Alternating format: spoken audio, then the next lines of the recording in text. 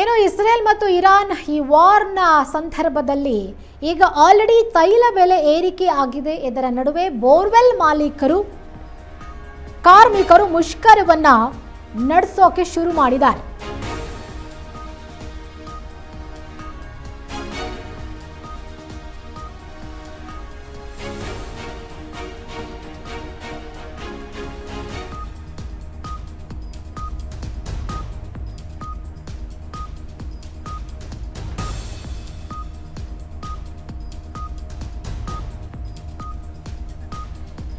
Israel Iran war, ತೈಲ ಬೆಲೆ ಏರಿಕೆಯ ಬಿಸಿ. ಬೋರ್ವೆಲ್ ಲಾರಿ ಮಾಲೀಕರು ಕಾರ್ಮಿಕರು ಮುಷ್ಕರವನ್ನು ನಡೆಸುತ್ತಿದ್ದಾರೆ.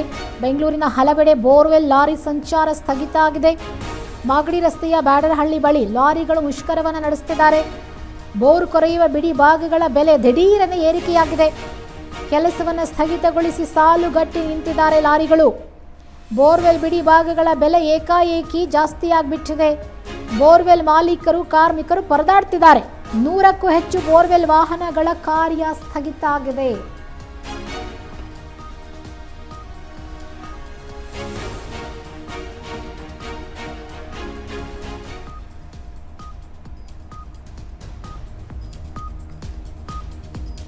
ಎಸ್ ನೋಡಿ, ತೈಲ ಬೆಲೆ ಜಾಸ್ತಿ ಆಗಿರೋದ್ರಿಂದ ಈ ಲಾರಿಗಳಿಗೆ ಡೀಸೆಲ್ ಬೇಕು. ಬೋರ್ವೆಲ್ ಕೊರೆಯುವಂಥ ಲಾರಿಗಳಿಗೆ ಡೀಸೆಲ್ ಹಾಕಿದ್ರೆ ಮಾತ್ರ ಅವು ಬೋರ್ವೆಲ್ ಕೊರೆಯುವಂಥ ಕೆಲಸ ಮಾಡ್ತವೆ. ಆದರೆ ಈಗ ತೈಲ ಬೆಲೆ ಜಾಸ್ತಿ ಆಗಿರೋದ್ರಿಂದ ಬೋರ್ವೆಲ್ ಕೊರೆಯುವಂಥ ಬಿಡಿ ಭಾಗಗಳ ಬೆಲೆಯೂ ಕೂಡ ದಿಢೀರ್ ಜಾಸ್ತಿ ಆಗಿಬಿಟ್ಟಿದೆ. ಹೀಗಾಗಿ ಬೋರ್ವೆಲ್ ಮಾಲೀಕರು ಬೋರ್ವೆಲ್ ಕೊರೆಯೋದನ್ನೇ ನಿಲ್ಲಿಸಿಬಿಟ್ಟಿದ್ದಾರೆ. ಸುಮಾರು 100ಕ್ಕೂ ಹೆಚ್ಚು ಬೋರ್ವೆಲ್ ವಾಹನಗಳು ತಮ್ಮ ಕೆಲಸವನ್ನು ಸ್ಟಾಪ್ ಮಾಡಿದೆ. ಮುಷ್ಕರ ಮಾಡ್ತಿದ್ದಾರೆ ನೋಡಿ, ದೃಶ್ಯಗಳಲ್ಲಿ ಗಮನಿಸ್ತಾ ಇದ್ದೀವಿ ನಾವು.